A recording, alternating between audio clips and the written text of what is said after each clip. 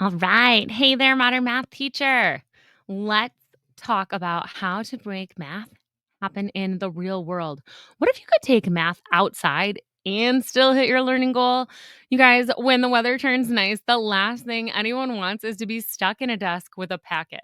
Freaking packets. Am I right? Okay. So the good news is you can take learning outside with purpose using those math rich, high engagement projects that combine content mastery with fresh air. Okay. So I'm Kristen Moore, your host here on the Modern Math Teacher Podcast. And today we're talking all about two projects that bring math outdoors and into the real world. It's a breath of fresh air, both literally and figuratively, for you and your students. Let's dive in. Now, why on earth would we want to bring students outdoors? Okay. Outdoor math is such a win win. My friends, movement equals focus. So, a quick change of scenery can boost attention and engagement. Sure, the sun and the clouds may provide a little bit of a distraction, but getting your students out and moving into the fresh air is going to give them that extra vitamin D boost they need to unplug, reset, and refresh their focus. Learning math while having fun? Yes, please. Okay. Outdoor settings are also really rich with real world connections and spatial reasoning. So much of math, you guys, was discovered outdoors. It's in the real, actual world. It's the system that really brought it all to this indoors, textbook, rote practice, memorization.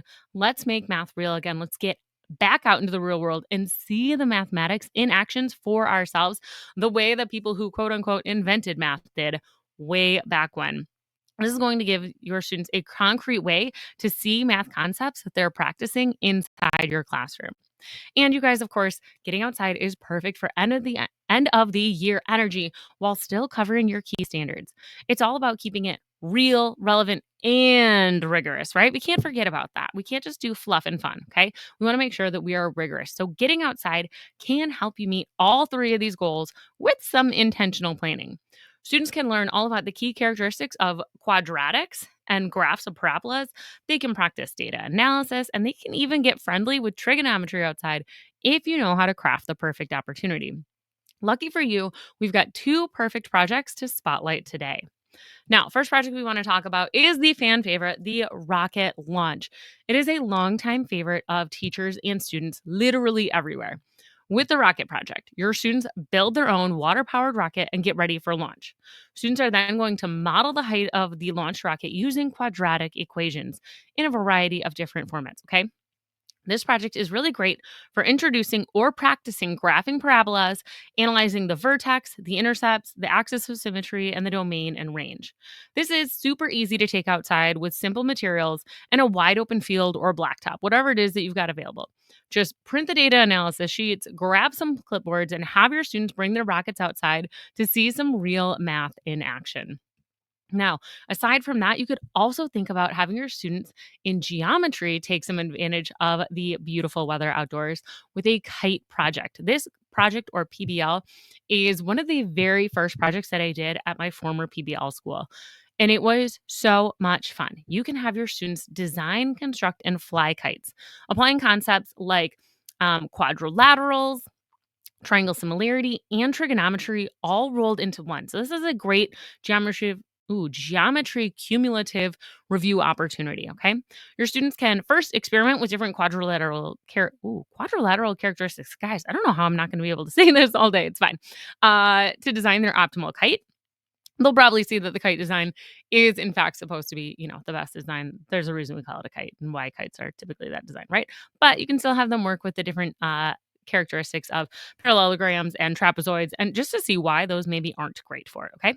Then it's going to be time to put this to the test. Your students have designed their optimal kite. They're going to actually build it, and then they're going to go fly the kite and collect data to determine how high their kite was able to fly. So when doing that, your students can apply skills like triangle similarity or trigonometry to calculate that max height, the vertical and the horizontal distances, and the angle of elevation. It combines a bunch of geometry review with creativity and engineering design. So, seeing how math really is useful outside of the world of the math classroom. Okay. This PBL is really great as an end of unit project or an assessment alternative that you can use at the end of a unit or again towards the end of the year to combine all of those skills and really just hammer them home. Now, of course, these projects are great, but I couldn't leave you without some bonus outdoor math ideas. So, couple things, three things you could do. to get your students outside that aren't a project. Number one, experiment with outdoor vertical non-permanent surfaces. Well, maybe not vertical, but outdoor non-permanent surfaces. You can grab chalk and a sidewalk and you can practice graphing on the sidewalks. You can even create your own set of like parallel lines and transversals to review angle relationships. How fun is that, right? Combine it with the game of Twister. Put the different angle relationships on a spinner, spin it, have students jump to it. Super fun, great way to get outdoors and enjoying it. You can also have your students work on like an outdoor scavenger hunt, or really just task cards outside, even, right? So your students can go around, or you could send them like geocache style. That could be super cool. Just something to get them out and doing math while they're moving, while they're enjoying the fresh air, right? Also, a really fun one to do is like a geometry photography walk. So some people do this at the beginning of the year with like creating a geometry dictionary and they go and they find pictures, and that's great. A lot of times they do it indoors. Let's go outdoors this time, okay? So find and capture real world math examples. Honestly, you could do this for any math topic you want. Okay. So just have them go out, have them find these examples in the real world, snap photos with their phones, and then put it into their own dictionary or scrapbook or however you want to do that. Okay. So that, you guys, is a wrap for this episode. With all this talk about getting outdoors, I am like so hoping that the sun decides to peek out so I can actually get outside and enjoy some of the spring break. I am not about this 43-degree weather right now. Okay. So if you're ready to take math outside, I want you to make sure you go head to the TPT store, linked here in the show notes, and grab one of these spring ready math projects to wrap up your year with high engagement and high impact. Until next time, you guys, keep enjoying the sunshine.